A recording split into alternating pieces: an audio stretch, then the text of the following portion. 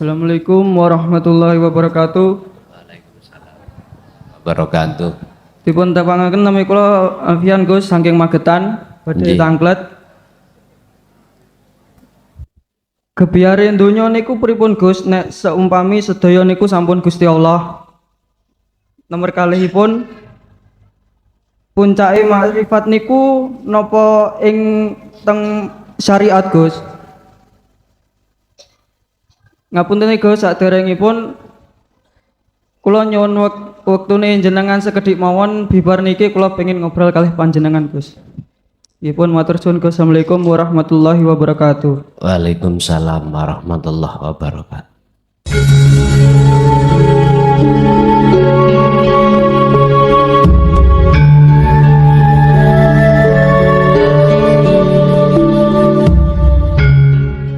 Assalamualaikum warahmatullahi wabarakatuh.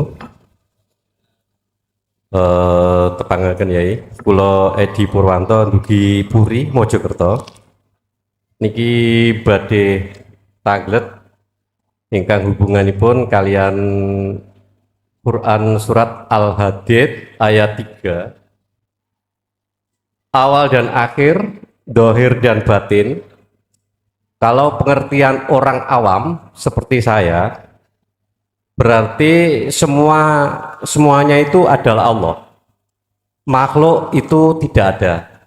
Mohon penjelasan ini pun, Yai. Matur suwun. Assalamualaikum warahmatullahi wabarakatuh. Waalaikumsalam warahmatullahi wabarakatuh. Surat Al-Hadid ayat 3. Allah dawuh Allahu khala'a huwal awwal wal akhir wal dhahir wal batin.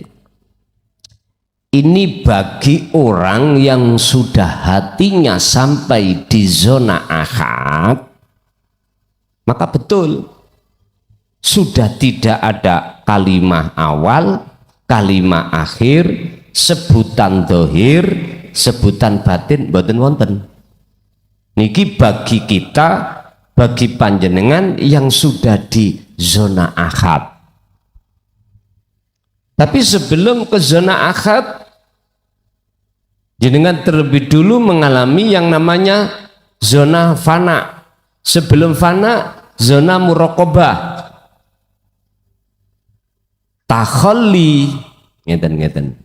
Iki wis kena ah. Oh iya. Takhalli, takhalli, dan tajalli. Niki rumusnya dalam tauhid itu di sini. Apa? Ketika kita masih berada dikatakan di zona takhalli, kok ya, make kok. Itu berarti kita ada di golongan umum. Golongan syariat bloko. Niki le. Siapapun kita pasti ngusir Allah di situ, tapi nggak kerasa. Allahnya tidak ada di dalam diri kita, nggak ada. Keaguannya Allah itu nggak akan muncul di dalam hati kita, nggak akan muncul justru keaguan kita sebagai makhluk. Ini namanya takhalli.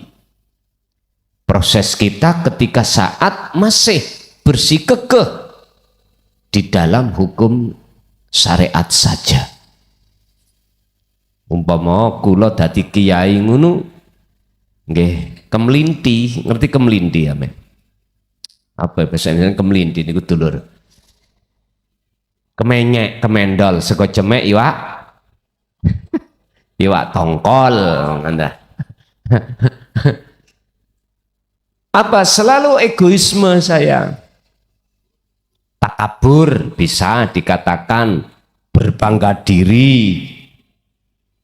Udah Pak, ini nggak bisa, hukum ini kita ubah, nggak mesti ya seperti ini hukum kita itu. Kita pasti akan yang muncul di dalam dada kita itu isinya takabur dan lain sebagainya. Loh, anggit sampean iblis gak pinter maca kitab Pak. Loh.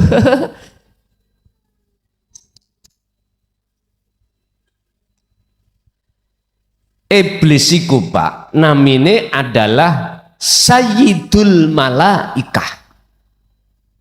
Sayyidul Malaikah. Penasehat piro-piro malaikat iku jenenge Ajazil. Dulu loh sebelum disebut iblis. Titele itu adalah Sayyidul Malaikah. Nek wis ngomong sayyid iku kan yo wong sing mau mulya ndukur to.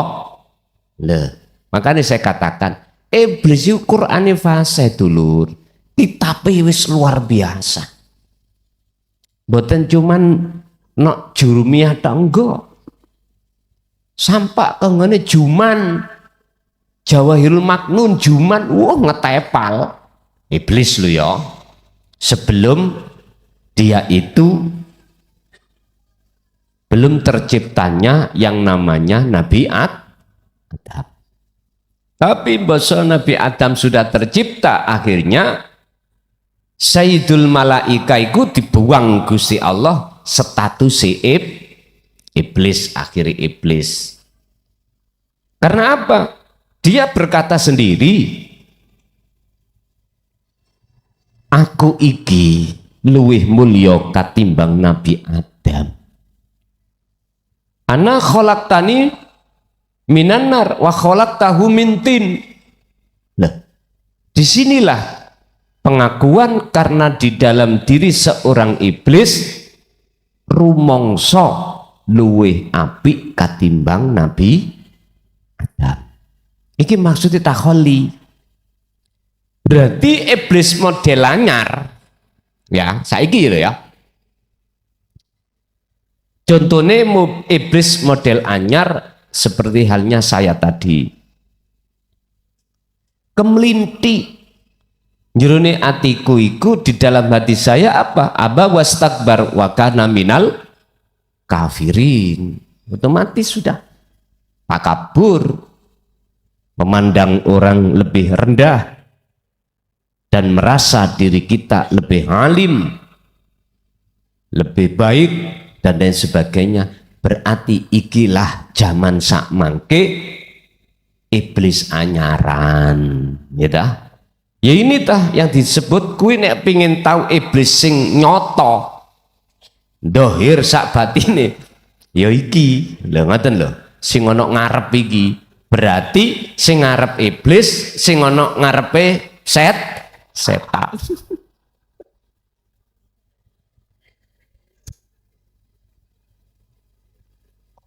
Ya wis, nek iblis iku mbah buyute, nek setan peranaan. Lah ngoten. Sebuah contoh aja. Tapi butuhnya dinut tauhid inilah Pak. Maksudnya persoalan apa yang statusnya disebut Sayyidul Malaikah itu tidak akan pernah hilang terhadap hati jenengan. Takabur, riya dan lain sebagainya nggak akan hilang selama kita menolak tauhid. Wis, nek cara Jawa, selama kita menolak ajaran sangkan paraning dumate, yaiku ilmu sejati. Wis pasti Pak, masih kopiah sampai kali kula lah wincip ngene. Alah tae sik tetep ning ati iku sik kesebut golongan-golongan al-iblisiyu. Wis kurang nemen ya apa kula ngomong ngeten iki. Lho niki ngomongnya sama dunia lho Pak. Nang YouTube. Artinya itu manakala kita pandangi dari sisi ilmu tasawuf, golongan kita takholi inilah wis. Lalu kita naik satu tingkat takhali.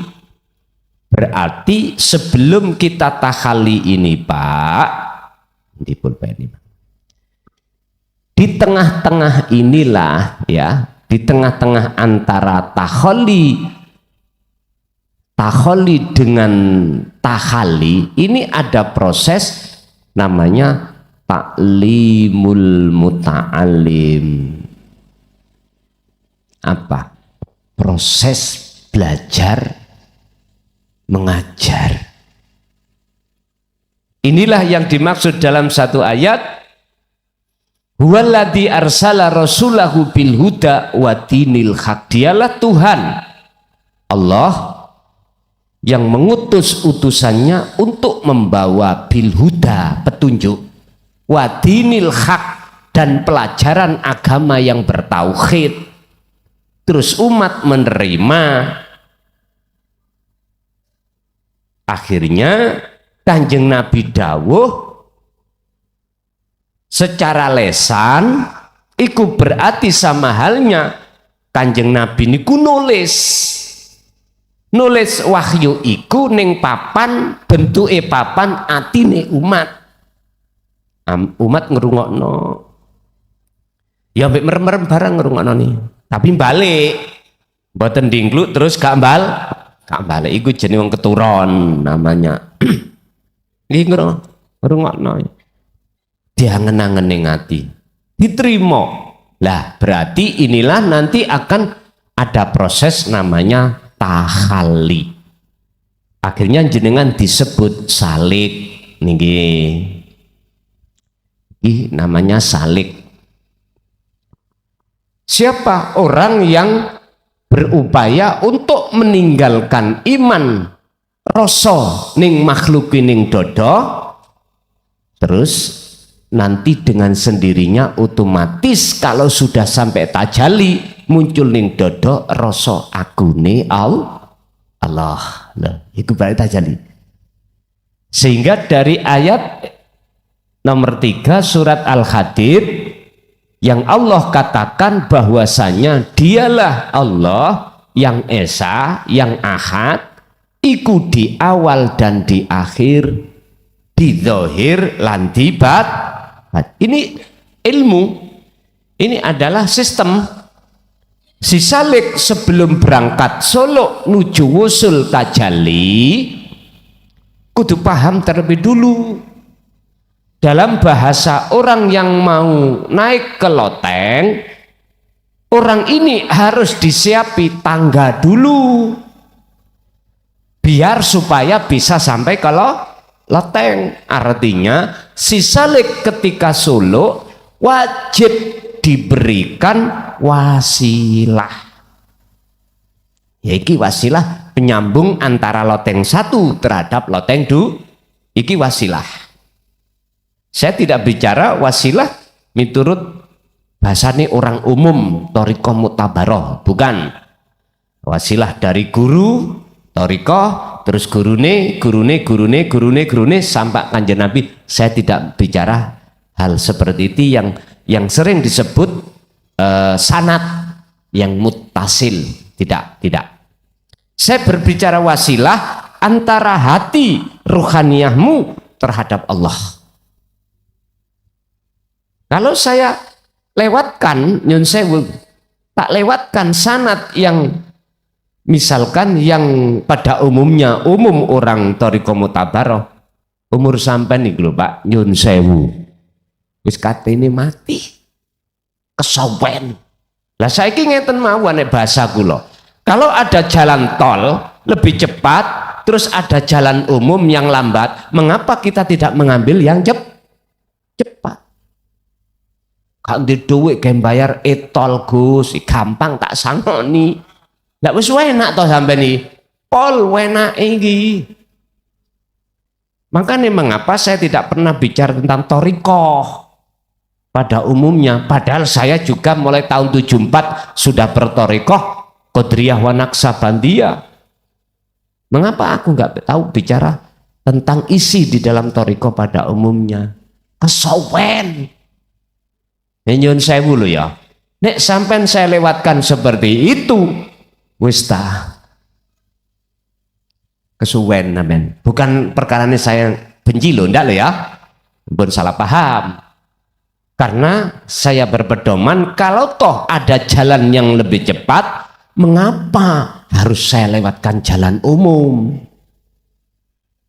Toh kedua-duanya bisa nyampe. Satu. Kedua, aku punya pertimbangan secara manusiawiah.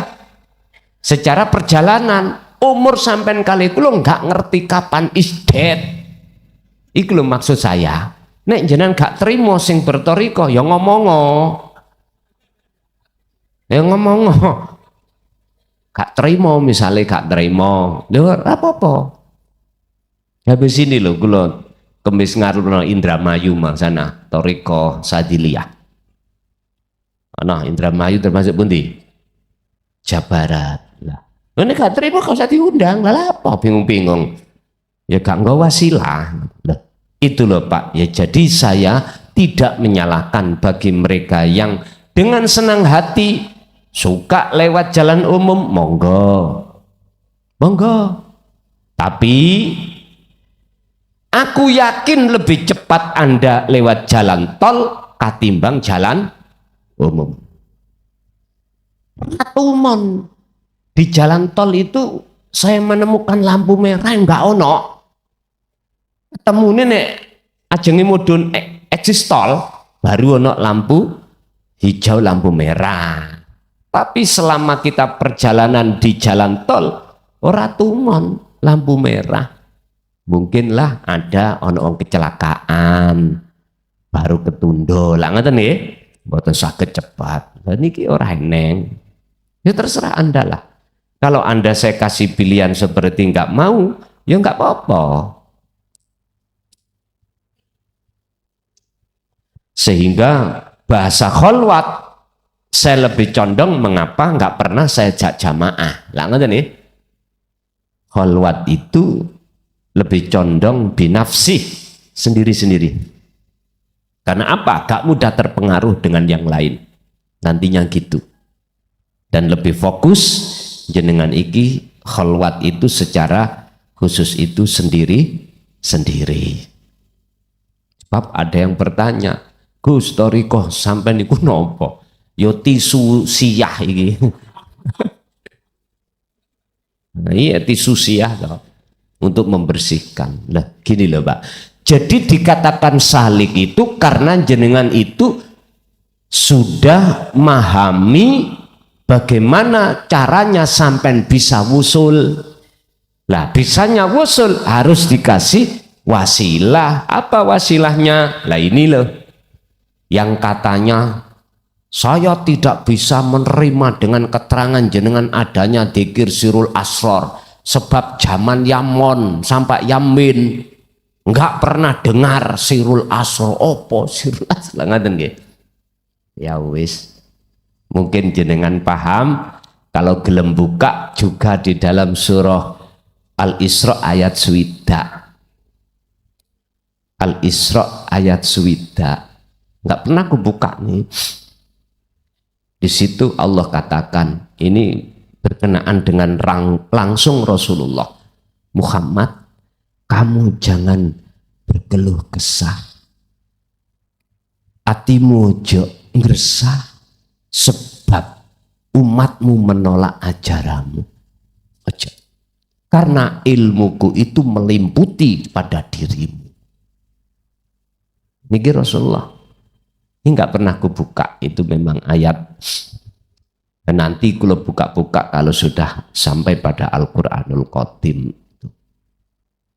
Jadi Rasulullah diingatkan terhadap Gusti Allah, Muhammad, ojo atimu ojo nelongso yo, jangan menelongso, jangan apa Pak Indonesia ini ngelongso yo. Bersusah disebabkan umatmu iku banyak yang menolak ajaranmu. Tetap sampai no Muhammad. Tetap sampai no. Walaupun itu nantinya justru akan menjadikan dia bertambah ingkar. Dan ilmu tentang masalah itu sudah terlimputi pada dirimu semuanya. Istilah ojo khawatir. Baru Pak Gusti Allah memberikan jaminan seperti itu, maka Rasulullah sudah tidak akan pernah mamang lagi ragu-ragu untuk menyampaikan. Padahal pertentangannya di situ luar biasa.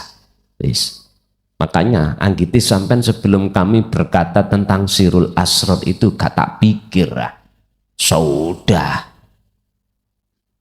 bertahun-tahun sudah saya pertimbangkan terkait ini nanti jikalau ku sampaikan.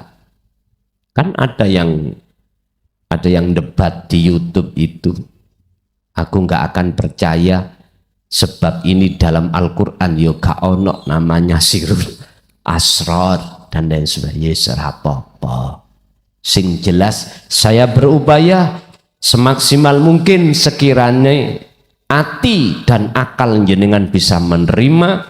Akhirnya saya proses dari la ilaha illallah, la ilaha illallah anta sampai ke anak.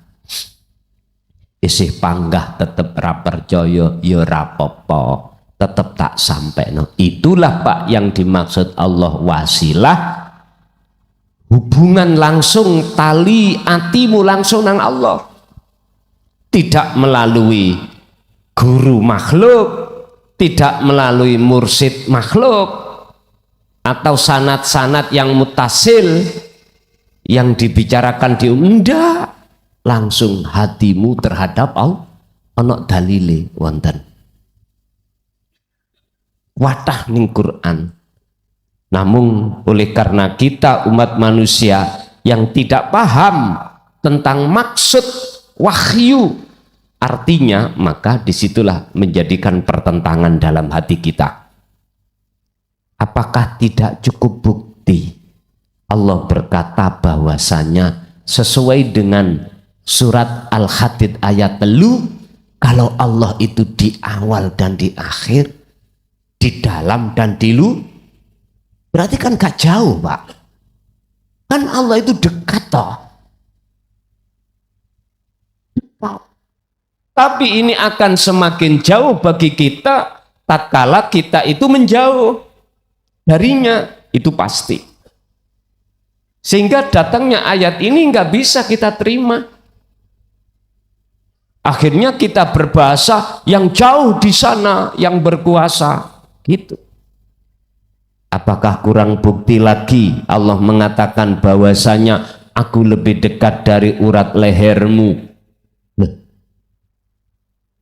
Berhubung nggak ada wasilah, dekat terasa jauh Pak, terasa jauh. Bahkan semakin dekatnya loh, kita nggak bisa melihat. Bahasa mata dohir telunjuk ini kalau segini bisa kita lihat. Coba kalau ditempelkan nang mata, saking dekatnya akhirnya nggak bisa melihat. Itu loh persoalannya. Lah, wasilah miturut dalam tol itu bukan makhluk. Langsung hatimu datang Allah. Makanya saya selalu bicara ihsan, bicara su'aul basirah, itulah rasa wasilah itu. Wabtahu, dan raihlah. Allah sudah ingatkan kita di dalam surat Al-Maidah ayat 35. Wabtahu, carilah, raihlah, ilaihi, untuk bisa mendekat dan bertemu Allah. Mencari apa? Al-wasilata, ing sambungan, ing tali, ing jalan antara dirimu terhadap Allah untuk bertemu. Lalu wajahidu fisabilihi, laksanakan perjalananmu, akhirnya disebut salik. Dengar. Ibarat orang yang mau naik tangga, berarti sirul asr itu, tangga itu wajib sampai liwati. Zikir ini kan muncul dari tauhid la ilaha illa anta toh. Anda sudah merasa Allah dekat, akhirnya disitulah jenengan dimasukkan Allah di zona namanya makom muraqabah.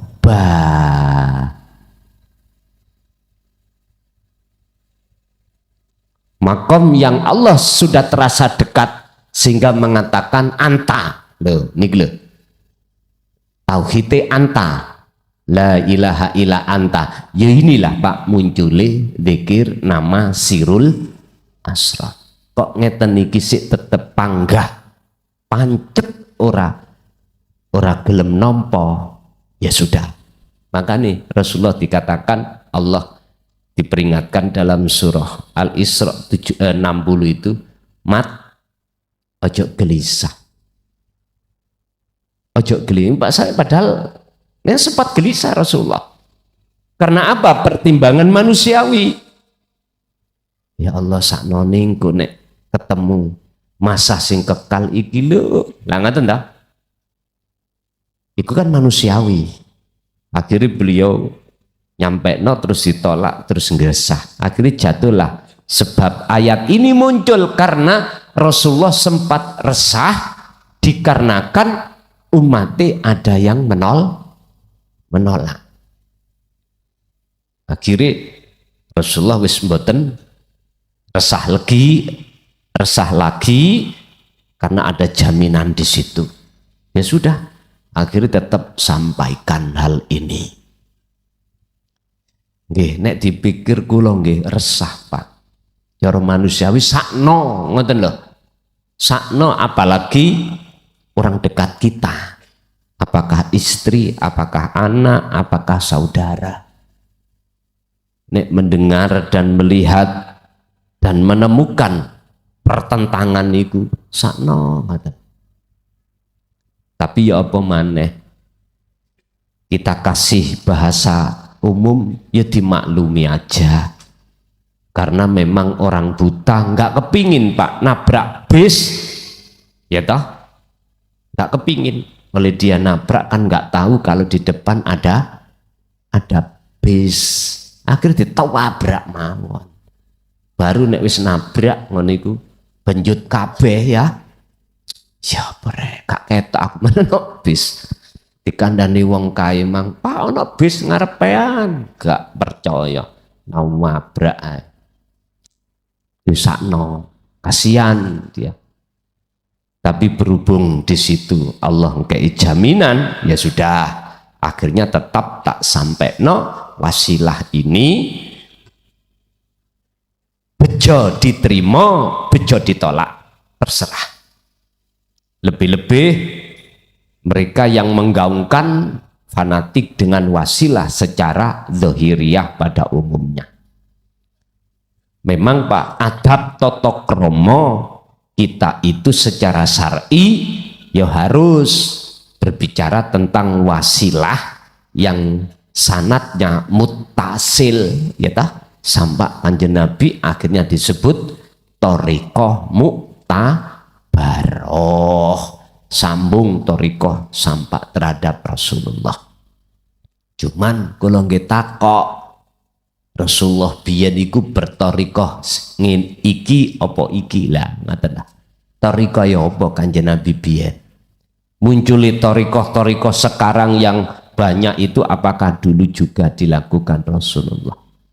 Iku adalah nisbat Pak, sebetulnya nisbat. Nisbat iku sebangsa. Ciri ini mek ngeten. Kembali ke khitoh. Apa tujuan thariqah dihadapkan kita sebagai orang syariat? Mek situ. Apa? Litakarrubillah waliqaihi. Tujuannya itu supaya jenengan ini ada keinginan mendekat dan bertemu Allah. Nek ngoten tok. Iki tujuan inti berthariqah. Thariqah itu. Pertanyaanku sekarang adalah, apakah thariqah sekarang keluar dari ini atau betul-betul litakarrubillah? Jawabannya tergantung. Kalau saya katakan muktabaroh terhadap Kanjeng Rasul, berarti tidak keluar dari tujuan asal. Tujuan asal. Nggak ada Pak di situ untuk biar punya pengaruh sing gede. Mboten enten. Kembali ke khitohnya thariqah. Disebut muktabaroh iku sebangsa. Walaupun nggak ada thariqah dulu Kanjeng Nabi belum muncul thariqah Qadriyah wa Naqsabandiyah misalnya. Contoh misalnya seperti thariqah saya dulu itu. Terus di sini pelakunya itu betul-betul sesuai dengan fungsi tujuan thariqah Rasulullah enggak? Kalau iya, berarti itu disebut muktabaroh. Kalau enggak, ya ghairu mutabaroh. Nama beda. Tapi sebangsa. Sak tunggal wae. Buktine kita ketika suluk tidak ada maksud dan tujuan untuk mencari pengaruh, untuk banyak-banyakan pengikut. Sing pengikutnya ribuan, ratusan ribu, bangga Pak. Berangkat bareng, sing lanang pakaian putih-putih, sing wedok yang tak delok. Iki kuntul. Hati-hati. Apik niku kabehan. Nggih, ampun ditanggapi negatif, Pak. Ojo. Jadi gini, disebut muktabaroh iku sambung terhadap Rasul iku sebangsa. Urusan bah tisusiah, bah apa terserah Anda. Kalau itu memang dikatakan muktabaroh terhadap Kanjeng Rasul, kami tidak melihat dari sanad si A, si B, si C sampai Z Kanjeng Nabi. Ndak, saya katakan muktabaroh itu adalah sambung sama dengan apa yang pernah Rasulullah lakukan. Apa tujuannya? Kalau masuk tujuannya adalah jenengan mendekat dan bertemu Allah, entah nama thariqah Anda apapun Anda, hakikatnya adalah muktabaroh. Nggak? Beda kalau kita niatnya supaya punya organisasi besar, misalkan nanti lihat dan akhirnya ujung-ujungnya apa? Mlebu politik gampang. Nah, wah kalau war tebih nih tambahan. Kalau kita mengadakan thariqah atau mendirikan satu thariqah sing tujuannya untuk meraup pengikut banyak, mohon maaf, itu enggak mutabaroh menurut kami. Cuman satu thariqah Kanjeng Nabi apa? Ibadah mahdoh dan ghairu mahdoh. Cuman di dalamnya nama banyak. Ibadah mahdoh itu piye? Sing murni dijadikan beliau sebagai alat atau jalan untuk bertemu Allah. Sing ghairu mahdoh, sing tidak murni juga begitu. Lah sekarang misalnya kita sebagai umat terus mendirikan dan menciptakan thariqah namanya tisusiah, terus ati sampen iki mau kok yo seperti dengan thariqah apa yang pernah Rasulullah lakukan, apa? Mendekat dan bertemu Allah, limangkana yarjullaha wal yaumal akhirah, maka inilah hakikate muktabaroh. Lain kalau kita bicara muktabaroh dari pandangan umum, thariqah pada umumnya apa? Sanate iki muttasil, tidak munfasil. Muttasil itu sambung, nek munfasil putus. Contoh sing muttasil, si A niki mursite si B, si B mursite si C, sama sampak terhadap Kanjeng Rasul. Artinya ngapunten Kang Kadah, sambungan ini sampak terhadap Kanjeng Nabi. Pertanyaan aku, nek ngomong bahasa jeneng tadi, betulkah Rasulullah dulu ada istilah bahasa thariqah tisusiah? Kan nggak tahu kita. Betulkah Rasulullah pada saat itu ada namanya tisusiah? Wis gerabakan kabeh yang berthariqah macam-macam niku. Terus kalau iya, mengapa berpuluh tahun jenengan tidak bisa wusul? Ini harus kita koreksi, Pak. Koreksi diri sendiri loh ya, mboten ngoreksi orang lain, koreksi diri sendiri. Yun sewu kalau bahasa saya. Apapun thariqah kita, tatkala jenengan belum paham surat Al-Maidah ayat 35 yang berbicara tentang wasilah, sambungan hati langsung jenengan datang Allah, bahasa teori mohal Pak, mohal kita itu bisa wusul datang Allah. Solo kita bertahun-tahun gak akan pernah bisa. Karena apa? Karena hanya di dalam wasilah hubungan hati langsung jiwa ruh sampai datang Allah ini dibahas di dalam tauhid anta wa ana. Nah, sementara kita menolak dengan tauhid itu mohal, bahasane apa ya mungkin aku iku bisa ngombe kopi sementara aku menolak keberadaan kopi. Biar kula ngrasakake kula mboten menolak.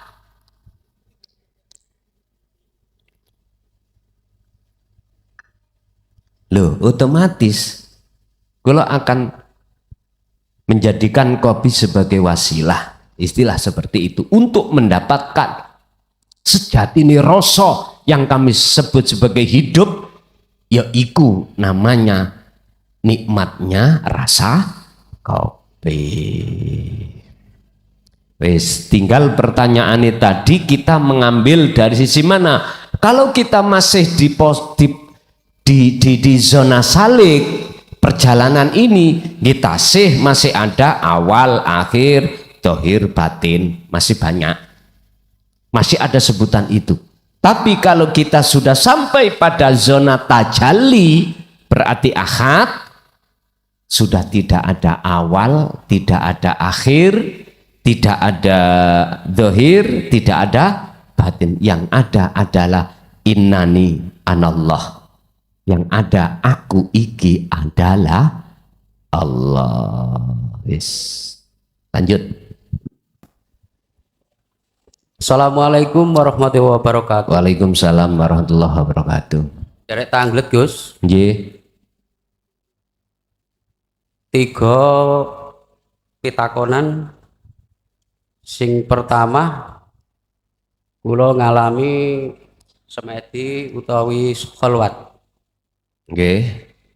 Niku wonten cahaya putih mlebet teng awak kula. Niku sing pertama. Nggih. Sing kedua, donga lewat YouTube. Kebetulan donga jenengan tentang makrifat. Niku sah napa mboten? Badan nggih. Kaping 3 niki mboten kholwat. Kados kula rebahan niku kula ngrasakaken sak temene urip niku kesadaran kula niku lenyap. Kepanggih jenengan enten sosok kirangan niku makhluk napa swara tanpa wujud. Entut mungkin niku. Bejoe nggih. Bejoe ngeten Gus. Nggih. Nggih ngapunten. Niki bejoe ngeten. Yaiku sing digawa ngapunten niki. Sing digawa muklakson asli ajarane Rasulullah. Kok nek gak ro yaiku sing asli. Bejoe ngoten. Nah, sing kula maksud niku sosok tanpa wujud niku Sinten? enten swara tanpa wujud. Nggih, nggih, nggih. Bejo ngoten. Yaiku ajarane muklakson asli ajarane Rasulullah. Nah, kula sampak sakniki niku angen-angen swara tanpa wujud niku napa Gus niku? Ngoten nggih. Mekaten sing kula tangletaken. Assalamualaikum warahmatullahi wabarakatuh. Waalaikumsalam warahmatullahi wabarakatuh. Pertama, cahaya putih.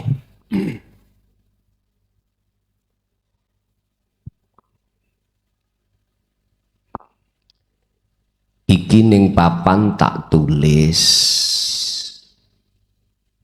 Gusti Allah iku ngutus di jalur kiri namanya setan. cahayane abang merah.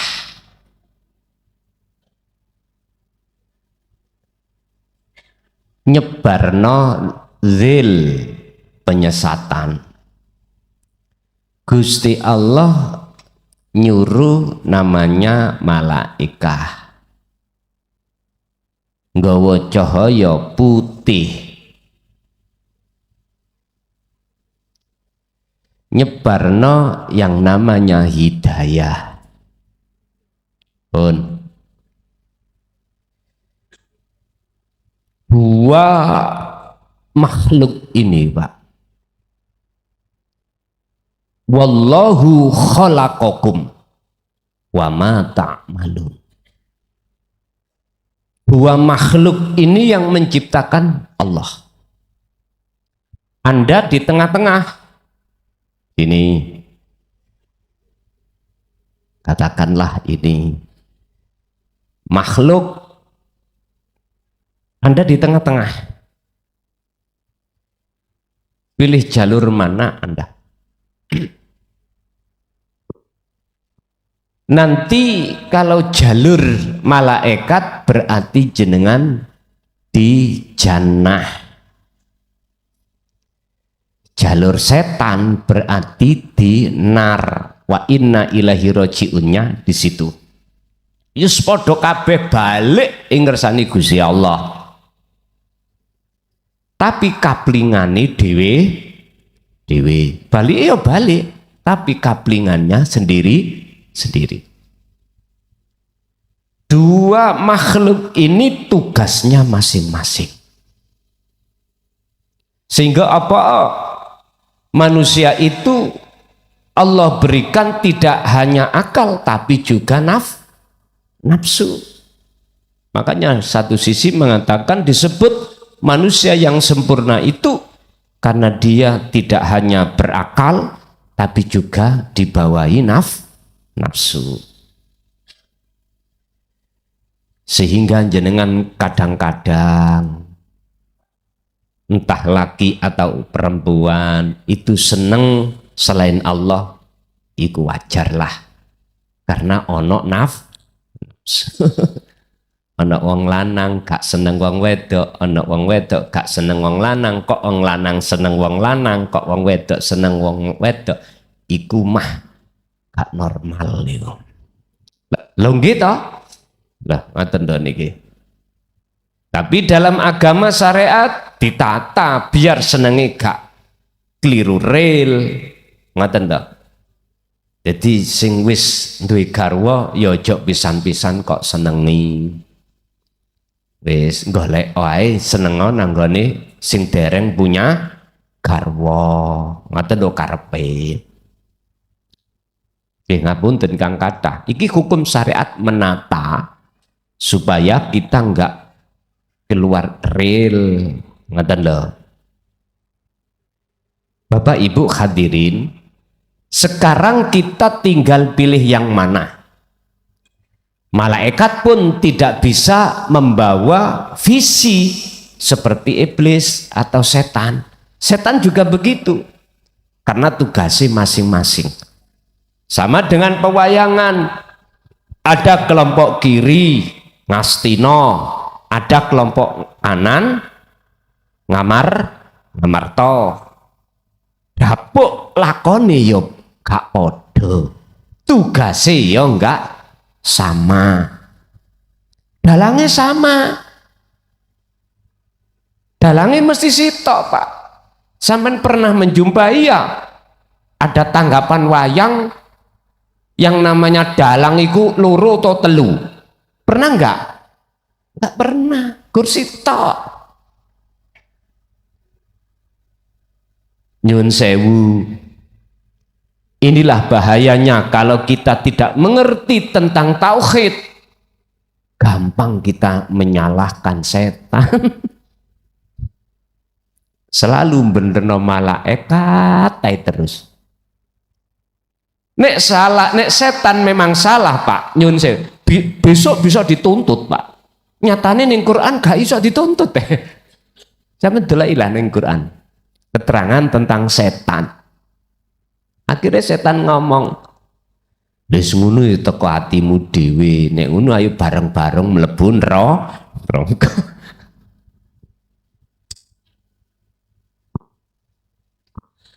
Cahaya putih itu menunjukkan warid apa tugasnya, fungsi daripada cahaya itu. Ingat, ada pembahasan yang berjudul barang siapa yang hatinya selalu berzikir, maka Allah mengutus waridnya untuk masuk di dalam dada jenengan. Itulah cahaya. Cahaya apa? Cahaya putih. Sing cahaya itu disebut wakilah nur makrifat yang tujuannya untuk mengusir keakuan diri, untuk membinasakan perkara yang menghijabi antara ruhaniyah dengan hidup. Itu namanya nur makrifat. Otomatis Anda tidak terlepas dari wasilah tadi. Wasilah tadi nggak terlepas. Sampai melu cahaya putih misalnya. Berarti jalur malaikat pada umumnya, berarti wasilun secara syariat nggak ditolak, secara syariat tidak disalahkan. Bapak Ibu, atau dalam arti Allah tidak akan menyalakan nur makrifat jikalau Anda tidak berzikir. Zikir yang dimaksud di sini bukan orang yang berzikir tapi lalai, tapi orang lalai atau orang berzikir tapi berzikir. Inilah, orang berzikir tapi ingat, orang lalai tapi ingat. Ini yang dimaksud cahaya putih itu. Lu kok iso lalai tapi ingat? Ya ngeten. Jenengan iki lali, rasa ning dada ora ana bahwasanya iku parane sangka Allah. Pada saat detik-detik itu jenengan lupa. Tapi jenengan terus eling tekone awak dhewe lali sebab sangka Allah sing lalekno. Berarti ki maksude lali tapi lali tapi eling ngene iki. Tatkala Anda dijatuhkan Allah dalam maksiat, itu akan menjadi taat ing ngersane Allah. Maksiat yang ku maksud adalah laline ati, gak eling, gak sadar kalau ini sangka Allah, ini maksudnya maksiat. Tapi ketika Anda itu sadar itu datangnya dari Allah, lalai tersebut maksiat, mongko maksiat inilah akan menjadi taat. Taat itu adalah ingat, sadar. Nah, inilah yang memunculkan cahaya putih itu. Kalau pertanyaannya, cahaya putih yang masuk dalam dada kula niku cahaya apa? Dan pertanyaan itu akan kujawab dengan lemparan pertanyaan. Apa pertanyaannya? Anda tadi bersirul asar atau tidak? Kalau tidak, berarti nurullah, bukan nur makrifat. Apa? Karena kita tidak bertajalli. Justru nurullah itu akan menutupi hati kita kepada Allah itu sendiri. Apa sih nurullah? Ya makhluk. Cuman berupa cahaya. Akhirnya kita nanti jatuhnya mendewakan, menghambakan diri terhadap makhluk yang berupa malaikat. Tapi kalau jenengan itu tadi juga ketika datangnya cahaya putih itu jenengan sebelumnya itu sudah memfungsikan sirul asror, maka inilah yang disebut nur makrifat. Otomatis jenengan akan masuk yang namanya setelah muraqabah, jenengan mesti ditarik Allah ruhaniyahmu iku ning fana, alam fana, alam di mana Anda tidak akan pernah tahu siapa Anda. Karena Anda sudah tidak ada ngenggoni sifat ketiadaan jenengan. Sing asalnya kita merasa ada, akhirnya tidak ada. Setelah itu maka dengan sendirinya otomatis jenengan iki akan jatuh di makrifat, berarti sing ada aku iki Allah. Nah. Yes, iki jalur malaikat. Ya. Cahaya putih teko sentolop mencari ayam yang singitan nok nisori gadangan. Ketinggal mboten? Ketinggal. Oke, sekarang cahaya merah. Setan. Setan itu yo ide ambek Gusti Allah kok yoan. Wong nyatane komunikasi kita sejarah-sejarah loh Pak, sejarah awalnya wong Sayyidul Malaika. Nah, terus ning kene di sini setan itu tugasnya adalah dijadikan Allah untuk menyesatkan diri kita, jiwa. Asine makhluk setan umpama saged milih lho ya, mau aku dadi setan, aku dadi malaikat ae. Tapi berhubung kena sifat qahr paksane Allah, wis tatan awakmu dadi setan ae. Dadi setan awakmu, tetep dadi setan. Iki tugas. Ngoten. Cuman sejarah-sejarah dibuka ning Quran koyok-koyok setan iku salah. Wis tatan, wis ngandelo aku. Engko kawulaku nek nyalahno awakmu, engko awakmu gak salah. Ngono lho. Akhirnya betul Pak. Sejarah mengatakan semua kita sebagai anak keturunan Nabi Adam semua tersesat. Berhubung kita itu tidak mengerti apa sih ahad itu, apa sih esa itu, gak gelem belajar teng mriku, mesti siapapun kita akan menyalahkan setan. Oke, kita ulur. Setan iku nggawa cahaya Pak, rupane abang. Abang iki ya iso sampean jadikan sebagai cahaya untuk menjadi nur makrifat, mboten nurullah. Ini nggak pernah disinggung oleh beliau-beliau. Wedi karena apa? Kok khawatir wong-wong melok dalane. Akhirnya mboten lampah sing mungguh umume ngoten. Wis tak omongno ae baban apa? Wis membawa namanya zil untuk melalaikan Anda, hati Anda terhadap Allah. Iki kita bicara dulu bagi orang yang tidak bisa menjadikan nur merah iku mau untuk ke Allah. Kita bicara golongan ini dulu. Sebab apa? Sebab tidak mengerti, tidak membawa silah. Akhirnya kita akan jatuhnya di dzil, tersesat kita. Akhirnya kembalinya kepada nar nantinya itu. Gini Pak, setan iku yo nek gak digerakno Allah yo ora iso. Maes-maesi utawa ndelurungno kita, menyesatkan kita. Setan itu kalau tidak diizini Allah untuk menutupi hati kita terhadap Allah, ya ora iso. Saya tarik kepada tauhid loh niki, nggih. Jangan melihat setannya. Kan sudah dikatakan Allahu wallahu khalaqakum. Semua itu ciptaan Allah. Tapi wa ma ta'malun, dan semua apa yang muncul dan timbul baik setan maupun malaikat sumbernya sangka Gusti. Iki tauhid lho ya. Jangan keluar dari tauhid. Kalau kita keluar dari tauhid, otomatis mandeng makhluke.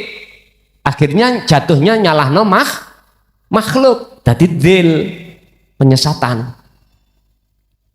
Lalu Setan bawa misi innan nafsa la amaratum bisu.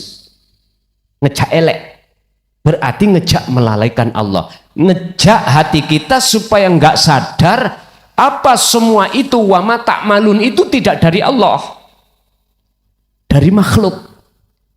Ditekanlah hati kita oleh karena kita nggak ada tauhid, ditekan oleh nafsu, hati kita akhirnya condongnya melihat makhluk. Loh, disinilah Pak, berarti cahaya merah nggak bisa kita jadikan untuk bertemu Allah. Sekarang lo jangankan cahaya merah, cahaya putih nggak bisa kok, karena alasan hati kita nggak punya wasilah. Bukti, oke, saya nggak ngomong pada orang lain, ngomong diri saya sendiri. Selama kita tidak mengerti dan tidak membawa, belum diizinkan Allah membawa wasilah tadi, maka berpuluh tahun corok kami dzikir ya jebule wonten alam mukasa ora iso nur makrifat dinyalakan Allah, nggak akan. Sing dinyalakan iku nurullah, niku sing dinyalakan. Apakah nurullah yang ada kaitannya dengan alam mukhadara? Mukhadara iki alam kasunyatan, berarti nurullah ya apa? Ya sengenge niku, cahaya sengenge. Coba cahaya sengenge gak dimurupno waktu siang, malam listrik mati kabeh, korean gak ono, ya ora ketok apa-apa. Moto iki sama mecicil, ya ora ketok. Coba nek gak percaya, nanti pulang masuk kamar tutup jebret, nggak ada lampu dipateni mecicilo, bojomu muda gak ketok awakmu. Dan menisan toh ngomong apapun di depan Anda nggak akan pernah Anda akan tahu, yang ada cuman kegelap, padahal motoni mencicil. Apalagi sing gak iso buka meripat alias wuto, tambah nemen yaiku jenenge peteng det zilmu zil niku. Lah bagi kita yang tidak membawa sirul asrar, jangankan bisa untuk ke Allah lewat cahaya merah, cahaya putih gak iso. Keganjel dengan nurullah, akhirnya kita berimannya pada malaikat, makhluk, berimannya pada kasaf. Inilah Pak dalam hikam disebut kasaf suwari. Beda kalau mereka yang membawa sirul asrar, namanya kasaf maknawi. Dikatakan maknawi karena beliau tidak memandang cahayanya, tidak memandang makhluknya, tapi bersaksi terhadap zatnya, terhadap wujud Gusti Allah yang disebut innani anallah. Wonten berikut. Sekarang bagi jenengan yang sudah masuk di jalur bahru tauhid, berarti sudah bersirul asrar, sudah tahapan su'aul basirah wa ainul basirah wa akhul basirah, lewat dalan cahaya merah saged ketemu Allah. Jenengan mencari ayam hilang ning nisore gadangan, betok oncor ya ketok, tapi resikone obong gadangamu. Oncor kan geni, ya ta? Geni lho. Podo-podo ketoke, Pak. Ayam hilang kelihatan. Tapi ya iku bedone nek oncor geni, ya bakal ngobong rendeng utawa gadangamu kobong wis. Maksudnya ya napa? Ya wis nek pancen ana dalan cahaya putih, jenengan gak terlalu bersiko, mengapa tidak? Artinya kalau jenengan kali kula ono dalan umum, ono dalan khusus, mengapa tidak kita memilih jalan khusus? Padahal akses sudah diberikan jenengan. Ngaten dah. Jadi walaupun orang umum bukan pejabat, kok ada akses, boleh jenengan iki lewat jalan khusus. Aksesnya apa? Tol nih kalau Pak, kartu sak menten kalau. Tol niku sampean template no njeplak. Nggih. Tapi putuk apa jenenge KTP sampean KTP ya. Template no masih mekengkeng ya ora iso njeplak. Embu diuruki sinten timbangane ngeten niku. Nek tol ana isine ditekan mesti muncul. Tes. Nek gak ana isine misale iku tol dalan mlebu lho mboten metu lho nggih. Iku ya sik njeplak. Ngoten.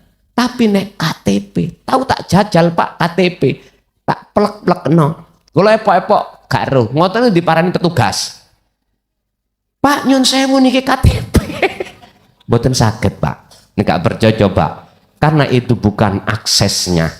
Aksesnya adalah iktp kui. Wes satu. Nomor dua, tentang masalah doa di YouTube.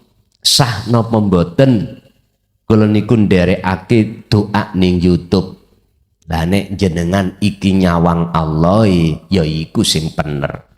Senajan langsung nang wonge sampean, kok nyawang menungsone gak sok sambung. Percuma. Pun. Yang nomor tiga, kholwat. Di dalam kholwat saya dengar suara yang tidak ada rupanya. Yang suara itu mengatakan bla bla bla. Tadi pertanyaan ini, harus paham ya?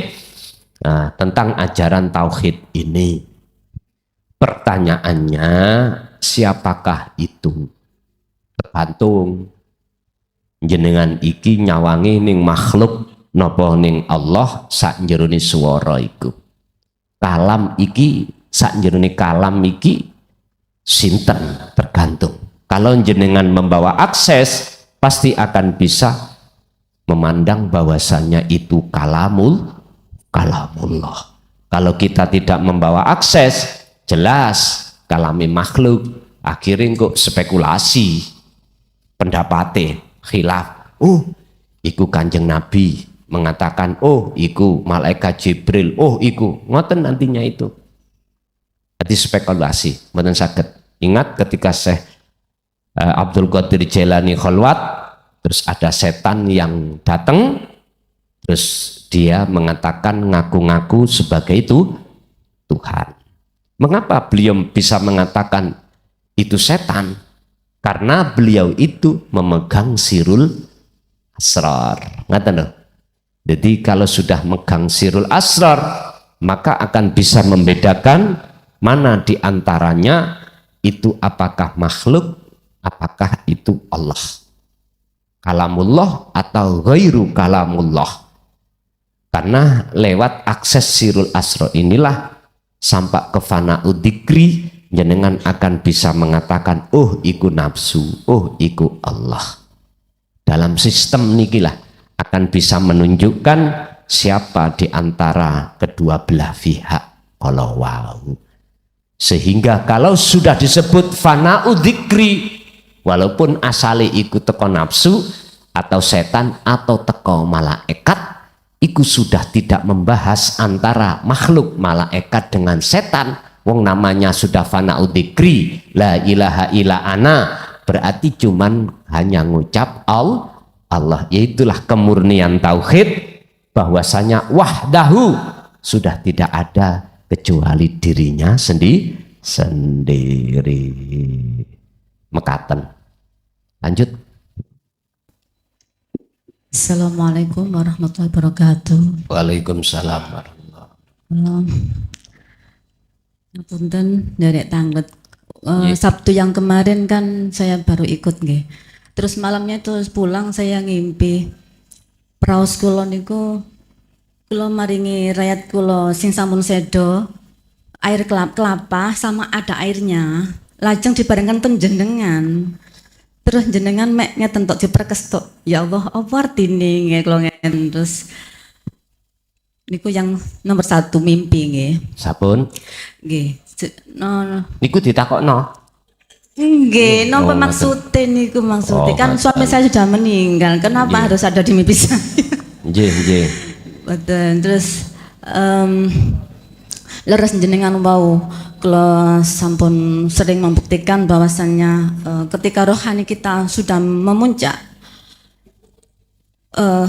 mendengarkan ceramah siapapun jenengan kados Buya Arazi Hasyim niku nggih kula sambungaken rohani kula dhateng Allah niku saged ketarik, Masya Allah luar biasa. Lek sanjang enten sanjang niku namine nguras langit napa leres ngoten niku. Nguras langit mboten entek-entek ngoten bahasae. Sampun. Nggih. Ketika saya Basirul Asrol dikir sirri niku. Lek menawi jenengan ngarani niku kholwat nggih. Lek kula bertafakur biasane. Kadang kula niku lek silo ngoten suka gringgingen kula selonjor. Lajeng lami-lami kula niku mboten kuat geger 1 jam 2 jam kadang ngoten.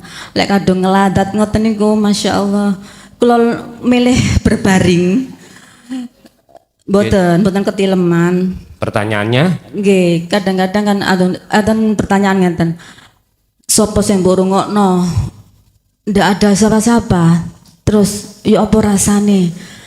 Faka nako baka usaini au adna. Kalau jawab ngoten. Sampun? Nggih, sampun matur nuwun. Assalamualaikum warahmatullahi wabarakatuh. Waalaikumsalam warahmatullahi wabarakatuh. Apa perkara yang ada kaitannya yang dilakukan jasmani itu sebetulnya adalah merupakan salah satu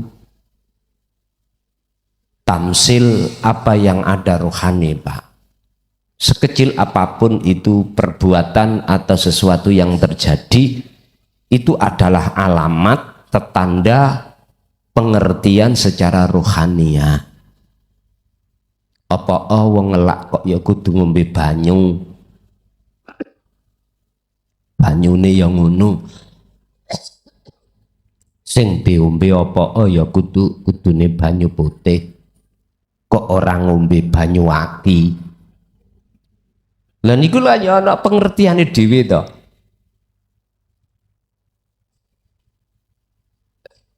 Bapak Ibu, jasmani itu ada kebutuhan. Rohani pun juga begitu. Apa kebutuhannya rohani? Ngilmu ngamal istiqomah. Sehingga bisa mendapatkan rahmat anugerah sing luhur nikmatun azimatun, yaitu rahmat bertemu Allah.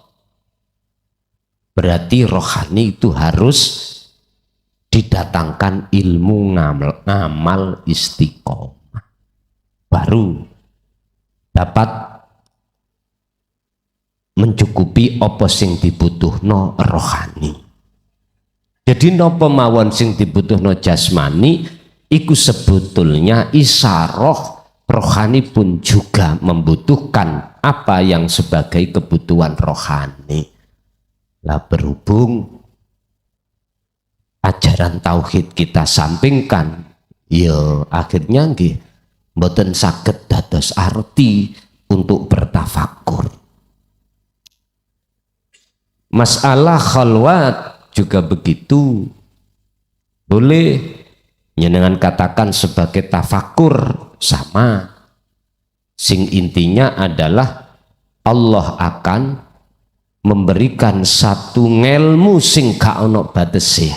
Makane nek terus nguras langit, ilmu kelangitan mboten saged. Wong sampean golek iwak nguras laut, ya mboten saged telas air laut iku. Yang nguras golek iwak nang kali baru bisa entek. Tuyane laut dikuras. Laksana seperti itu. Jadi ilmu tauhid itu laksana seperti lautan tanpa batas. Makanya mengapa identik dengan bahasa tenggelam di dalam bahrut tauhid. Bahru itu lautan. Itu maksudnya lautan yang tidak ada tepi. Ilmu tauhid itu gak ada batas. nggak ada batas. Semakin ke dalam maka semakin jernihlah yang namanya air tersebut. Tapi nek sampean iku mau kok ya mundut, air njaba ya terkontaminasi dengan kotoran-kotoran. Untuk selanjutnya terkait masalah jenengan kholwat dengan berdiri, dengan duduk, dengan berbaring boleh. Jenengan keju nggak bisa berdiri, duduk boleh. Jenengan duduk pun capek boleh, berbaring. Sing penting piye carane, bagaimana caranya jenengan iki bidayai iku bener. Sebab nek bidayai benar mongko nihayah iku mesti bener ketika kholwat. Dikatakan bidayah iki adalah awal suluk benar adalah pelepasan keakuan diri. Itulah fungsinya su'aul basirah menuju ngainul basirah, merasakan kehadiran keakuan wujudnya Allah sebagai pelaku jenengan kali kula, sebagai penggerak jenengan kali kula berkholwat dan berzikir. Inilah alam muraqabah. Setelah itu lepas maka masuklah ke alam fana, ketiadaan keakuan diri yang disebut sebagai tahalli, bebersih keakuan diri, baru muncul tajalli. Oke, masih ada? Assalamualaikum warahmatullahi wabarakatuh. Wabarakatuh. Dipun tepangaken nami kula Alfian Gus saking Magetan badhe Nggih. tanglet. Gebyare donya niku pripun Gus nek seumpami sedaya niku sampun Gusti Allah. Nomor kalihipun puncake makrifat niku napa ing teng syariat Gus? Ngapunten Gus, saderengipun kula nyuwun wektune jenengan sekedhik mawon bibar niki kula pengen ngobrol kalih panjenengan Gus. Nggih matur suwun Gus. Assalamualaikum warahmatullahi wabarakatuh. Waalaikumsalam warahmatullahi wabarakatuh. Taksirud dunia, kebiarnya dunia itu tidak akan pernah bisa mempengaruhi hatinya seorang salik tatkala seorang salik itu sudah menjadi arif utawa sudah sampai pada Allah, nggak akan terpengaruh. Karena apa? Karena seorang salik yang sudah sampai wusul terhadap Allah itu sudah tidak membutuhkan pengaruh gebyari dunya. Istilah orang yang sudah sampai pada puncak atau di loteng maka gak butuh tangga karena dia sudah sampai di loteng. Kalau belum sampai di loteng, ini disebut salik perjalanan. Kadang-kadang tasik terpengaruh. Enak tonggo besi, enak tonggo kayu, enak tonggo tali, mau macam-macam. Masih terpengaruh. Makanya sering saya katakan, mengapa kita harus sering-sering memandang uripe gustine orang memandang makhluk, disitulah maksudnya. Kebiarin dunya itu ada dua Pak. Ada yang di alam muraqabah, ada yang di alam muhadharah kasunyatan iki, ada yang di alam mukasafah. Dan ini tidak akan berpengaruh apa-apa dalam diri hati sampean tatkala jenengan itu betul-betul sudah mencapai kewusulan. Pertanyaannya, salahkah kita yang masih dalam perjalanan itu kadangkala berpengaruh? Jawab saya, miturut kelas di sini tidak. Karena itulah cara Allah memproses Anda untuk betul-betul menjadi orang yang bertauhid murni ada di situ. Makanya orang yang suluk gak wusul-wusul wis ben noai. Karena disitulah hukum yang terjadi adalah tiba tangi sudah biasa. Ngoten. Wis 1, 2.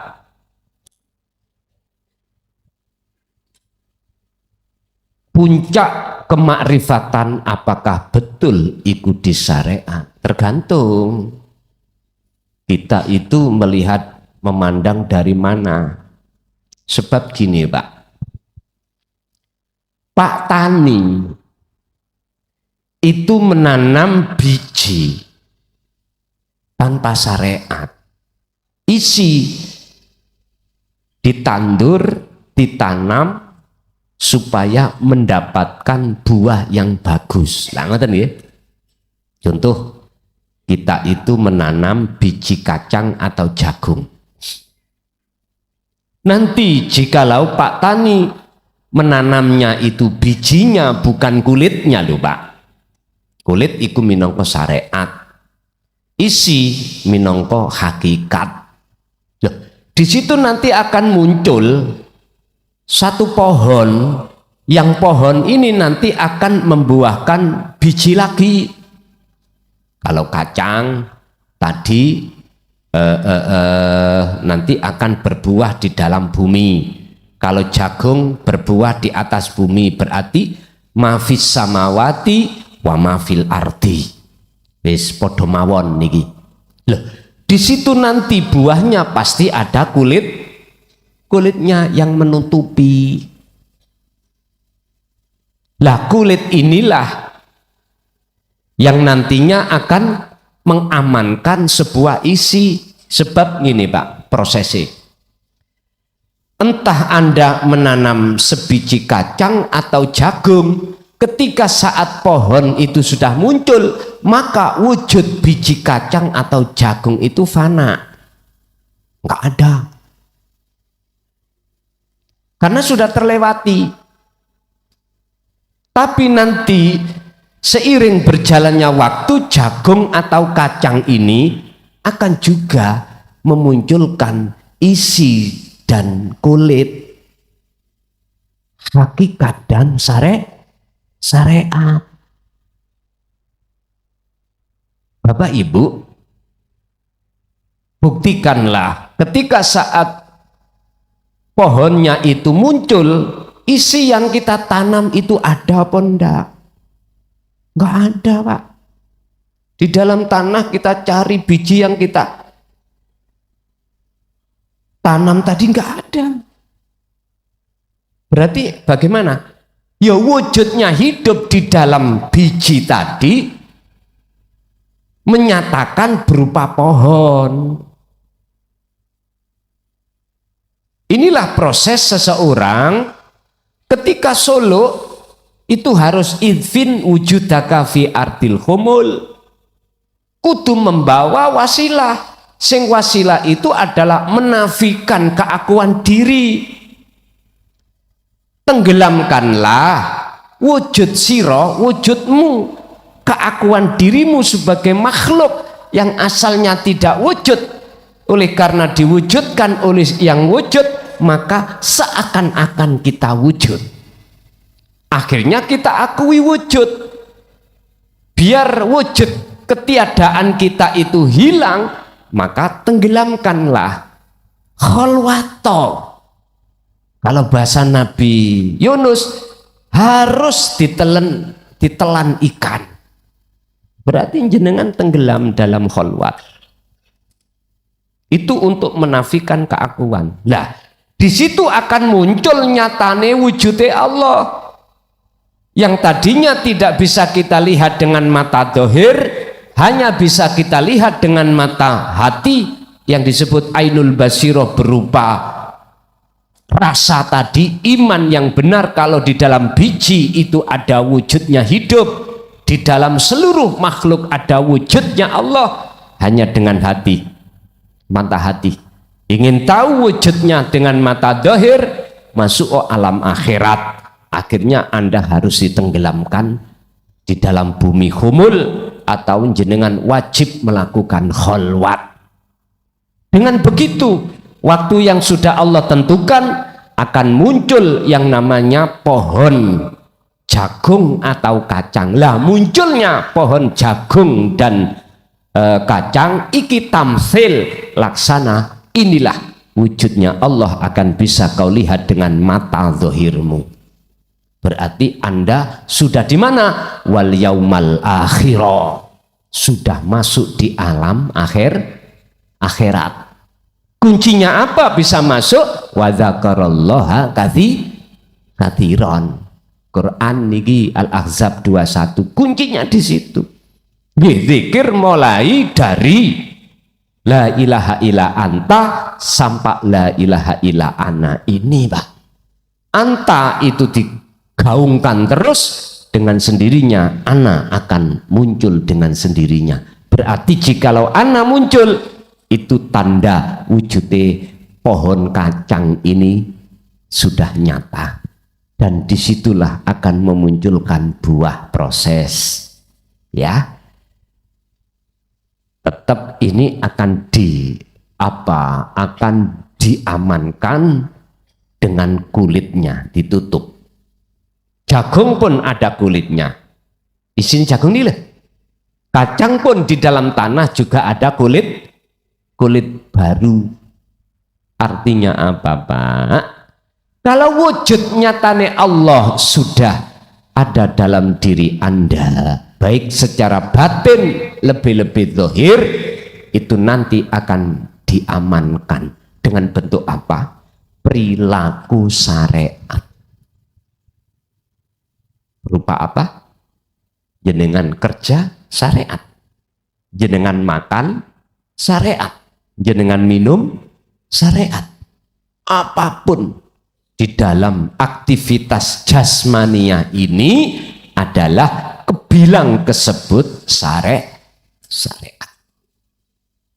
Hakikatnya, nyatane hakikat ini ketutup sampai kita tadi. Akhirnya orang lain tidak tahu kalau itu kekasih Allah. Paham ya? Kalau pertanyaannya apakah syariat itu perjalanan akhir, nyatane hakikat, jikalau niki jawaban saya, jikalau sudah mengalami proses seperti ini, betul, tapi bukan syariat yang dulu. Yang dulu kulitnya sudah kita buang, sekarang baru kulit yang akan datang ini lebih bagus lagi. Makanya ganti-ganti kulit itu gak apa-apa. Dulu kulit syariat Nabi Adam, ganti kulit syariat Nabi sinten sampai Kanjeng Nabi kulit syariat ganti rapopo. Tapi situ sing gak iso ganti isi. Nek kacang tetap kacang lah kok dipetek digoleki isine nyun sewu jambu. Gak mungkin, Pak. Isi kacang pun tidak pernah ngomong-ngomong aku kacang, nggak pernah. Tapi kalau Anda betul-betul duriyah Rasul, gak mungkin kau akan mengenalkan diri pada orang lain kalau Anda itu duriyah Rasul. Nggak mungkin. Apalagi ingin pengakuan. Terlepas golongan kanan atau golongan kiri, misalnya golongan kanan menyalahkan golongan kiri kok nyalahkan golongan kanan, nek karo-karone dalam hati ingin diakui sebagai duriyah, karo-karo ini buang. Paham? Miturut hukum ilmu tauhid itu gitu. Gak usah, Pak. Aku ini keturunane Wali Songo. Gak usah. Kui gak ngomong, Gusti Allah ya wis ngerti. Nek kui ngaku-ngaku berarti ada tendensi lo ya. Hati-hati. Hati-hati. Hati-hati. Bah golongan kiri, bah golongan kanan, gak usah ngomong wis. Kalau kita masih ada ingin diakui sebagai duriahnya, kok nyalahno orang lain karena gak tersambung, podo ae menurut kula. Podo pekoke. Miturut tauhid. Karena miturut tauhid gak usah ada pengakuan, itu sudah jelas. Namanya buah jagung, ya wis jagung. Kalau betul-betul iku dasare ndugi isi jagung. Itu bisa kita lihat dari sifat dan karakter, Pak. Sifat ini gen rohaniyah, gen jasmaniyah. Apa sifatnya Kanjeng Nabi ku? Sudah diterangkan di dalam Al-Qur'an. Illa rahmatan lil ngalamin wa qala aidan illa mubasysyiron wa nadhir. Semua dirangkul. Semua dirangkul, bah wong Islam, bah wong ghairul Islam dirangkul. Jikalau itu ada yang batil dilurusno ke hak, tapi satu sisi gak ngaku ngaku. Belajar iki belajar tauhid berarti ya sudut pandang saya harus di tauhid, tidak hanya bersudut pandang di jalur syariat saja, mboten. Itulah puncak hakikat atau puncak marifat. Satu sisi memang betul itu ada di syariat, cuman syariat yang baru. Artinya yang baru setelah Anda sudah ngalami makrifat, terus semua apa perilaku dohiriah itu laksana syariat yang mengamankan, menutupi kemakrifat hatimu pada Allah. Gak usah jenengan iku ngaku aku mak repot, aku sudah mak repot. Mboten, justru sing ngaku-ngaku iku justru sing belum, ngoten lho. Paham nggih? Nggih, Ibu tadi monggo Bu. Pundi ibuke tadi? Monggo. Assalamualaikum warahmatullahi wabarakatuh. Pangapunten Yai, saya baru kali ini hadir di sini. Ketepatan Yai. Ibu dari mana? Dari Mojokerto Kota. Oh, Mojokerto Kota. Nggih. Nggih, ngopek nggih. Nggih. Tonggo dewek. Nggih. Begini Yai, intinya saya di sini cuma ingin bertanya seperti Ibu yang tadi, nggih. Karena saya ikut apa toriko tapi tidak saya sebut namanya ya nggih. Itu saya sudah lakukan. Yang pertama itu puasa selama 41 hari. Tidak boleh tidur. Boleh tidur kalau sudah larut, itu baru boleh tidur. Tapi anehnya pada waktu duhur, kira-kira saya sholat, waktu saya zikir, mungkin kan tidak boleh tidur ya, mungkin saking ngantuknya saya itu silier gitu. Tapi saya masih pegang tasbih itu. Tahu-tahu matahari besar itu dari atas tuh jatuh ke rumah saya, langsung masuk ke sebelah timur rumah saya. Saya tahu, saya lari, saya mengejar seperti nguber ngatan dari dalam rumah, tapi matahari itu masuk dari sebelah timur terus belok ke kanan melalui dapur, langsung masuk ke kamar mandi dan masuk ke kolam mandi. Jadi saya sempat melihat ya, tapi saya mengejar itu lebih cepat mataharinya daripada saya.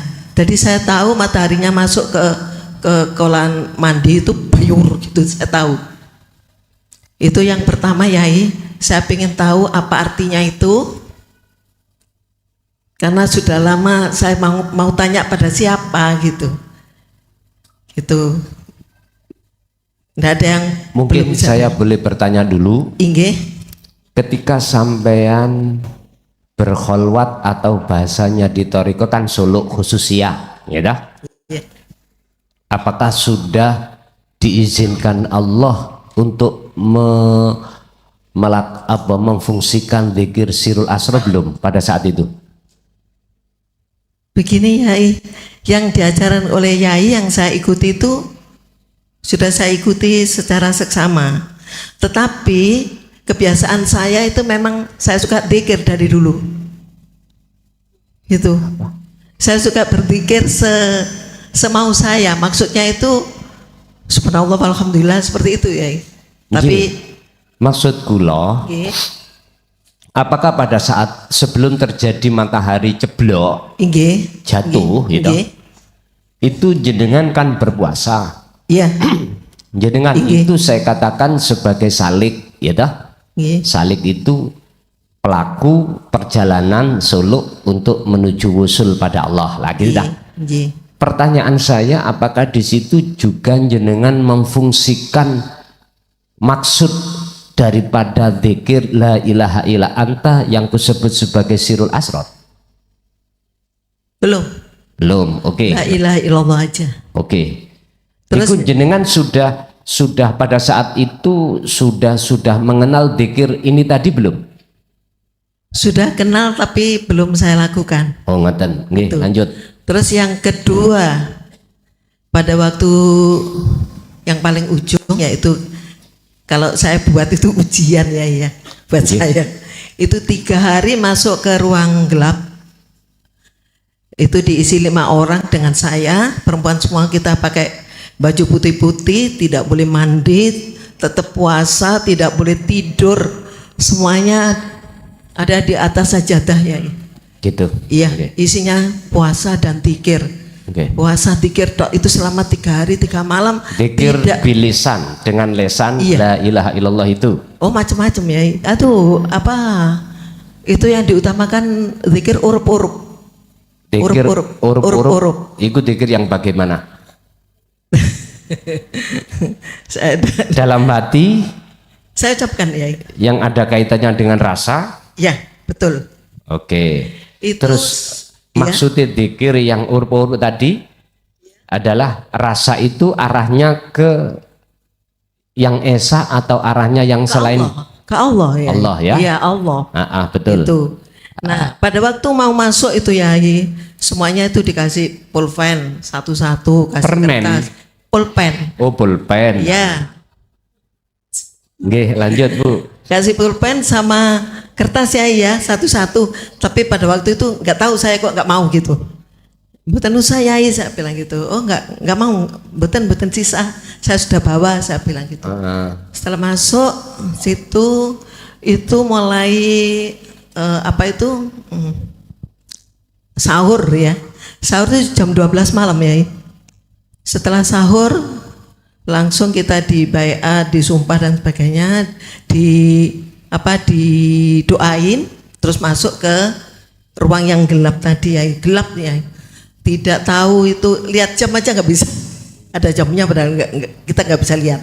Nah teman-teman orang 4 tadi ya kelihatan putih-putih aja, kita nggak tahu rupanya seperti apa, kita nggak tahu, kita pun nggak kenal gitu. Nah pokoknya kita masuk 5 orang, terus kita cuma berzikir, sholat, yang diperbanyak Sholatnya adalah menghadap kemana ya juga nggak tahu. tahu, kalau itu tahu tahu Oh, katanya ya. gelap. Iya kan sudah kita tata Oh, menghadap gitu. kiblat gitu. Terus kita zikir, kalau saya zikir ya yang sering saya laksanakan itu, tapi yang sering saya ucapkan waktu itu karena Yai disuruh zikir urup-urup gitu. Nah pada waktu yang terakhir saya ndak sadar kalau itu hari yang terakhir ya Yai. Nggih. Pada waktu subuh ya, ndak ada boleh yang mandi, ndak boleh. Kemudian tahu-tahu kan baju kita putih ya, suruh putih pakai ditumpuk sama mukena juga putih, nggak boleh warna lain. Terus tahu-tahu pada waktu subuh itu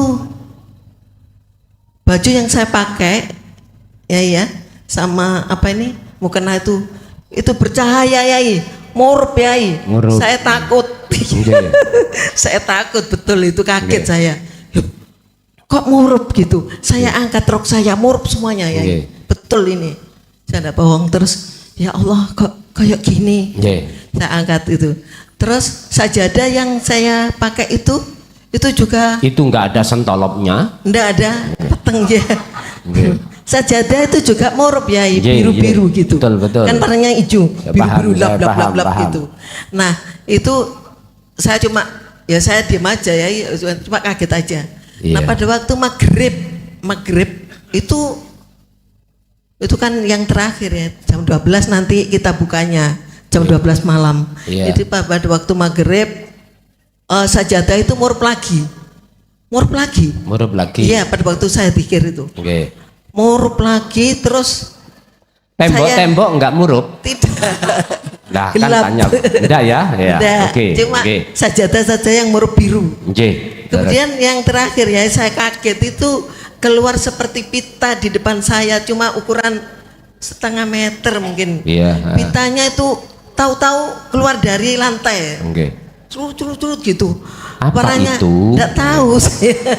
Itu Pertanyaannya, warnanya macam-macam ya, ada yang merah, ada yang kuning, hijau gitu. Loh kok kelihatan saya itu. Terus hanya beberapa detik ya itu kemudian masuk lagi ke lantai gitu. Yang saya tanyakan itu apa? Nggih. Maksudnya itu apa semuanya gitu, termasuk Semuanya itu matahari. apa artinya, Nggih, gitu. nggih. Nggih, Yai. apa Saya minta artinya jawaban yang malam minggu? Sampun? sampun. Nggih, Saya minta nggih. jawaban yang jelas ya nggih. Nggih. Matur nuwun. Nggih. Assalamualaikum warahmatullahi wabarakatuh. Waalaikumsalam warahmatullahi wabarakatuh. Ini saya simpulkan ada dua pertanyaan. Pertanyaan pertama terkait si Salik itu mengalami, diperlihatkanlah satu sosok matahari dan matahari jatuh dan seterusnya tadi. Yang kedua adalah melakukan bentuk kholwat dan menemukan beberapa hal yang bercahaya. Oke. Pertama Bu, terkait matahari. Matahari itu sebagai sumber energi, sumber cahaya. Kalau kita tarik pengertian secara tauhid, siapa sumber daripada energi itu? Adalah Al-Ahad, ilahukum ilahu wahid. Itulah Allah Subhanahu wa ta'ala. Lah jenengan tatkala itu kok yo ati sudah memfungsikan sirul asrar, otomatis jenengan itu tidak akan mata hati memandang bentuk wujud daripada matahari, tapi hati sampean ini bersaksi terhadap wujud sejatine sumber energi. Itu adalah Allah Subhanahu wa ta'ala. Berarti gini, orang yang berkholwat itu Bapak Ibu, lebih-lebih orang itu sudah membawa wasilah yang kumaksud. Nur sing muncul sumber dari cahaya itu berarti kesebut nur makrifat. Yang maksud tujuannya adalah supaya ruh jiwa ini tidak bersaksi terhadap nurullah atau makhluk, supaya jiwa ini bersaksi betul-betul terhadap sejatine Allah. Asyhadu alla ilaha illallah. Ada di sinilah pengertiannya. Yang kedua, terkait cahaya tadi sebetulnya nggak jauh berbeda dengan yang pertama. Jenengan disuruh masuk di dalam alam yang kegelapan, yang gelap. Itu artinya dadi lowo atau codot. Lowo lan codot iku metunya keluarnya mesti malam. Malam itu mesti gelap. Artinya gelapkanlah hatimu dari kebiarin dunya, kebiare makhluk. Ini harga mati. Jikalau Anda ingin menginginkan nyatane wujude Allah iku hakul mubin, wajib hati ini menggelapkan songkot ini dari perkara-perkara selain Allah. Dalam istilah surat An-Nur ayat 35, jikalau kau ingin melihat gambar di layar di gedung biskup itu, maka langit-langit di atas sampai lampu-lampu itu harus dimatikan. Dimatikan dulu Pak Bu. Yang di langit-langit itu lampu-lampu itu oleh petugas. Supaya apa? Gambar yang ada di layar itu biar jelas. Biar jelas. Sehingga cahaya dari nurullah nggak ada, dari langit-langit nggak ada, biar cahaya itu hanya datang di layar. Artinya biar hati sampean itu betul-betul diakhat, maka selain daripada akhat itu harus dimatikan. Ikulah gelap. Nah, apa maksud bajuku bercahaya, terus lagi sajadah yo bercahaya dan muncul pita-pita? Itu sebuah gambaran bahwasanya Allah akan mengusir nafsu yang membikin hati sampean kali kulo gelap terhadap Allah, bukan gelap terhadap makhluk, gelap terhadap Allah. Itu asal muasal prosesnya adalah karena hati kita selalu berzikir. Mungkin dalam pengertian zikir urup-urup tadi itu maksudnya sirul asr itu mungkin ya, cuman jenengan nggak berani menyebutkan karena dipesen sampai guru ini ojo pernah bilang terkait zikir iki. Nek zikir la ilaha illallah sudah umumnya la ilaha illallah atau la ilaha illallah. Jadi Bu, itu adalah tetanda, maksudnya sing sapa wonge atine gelem eling nang Gusti Allah, mongko cahaya makrifat Allah akan nyalakan di dalam jagatnya hati. Al-Fatihah.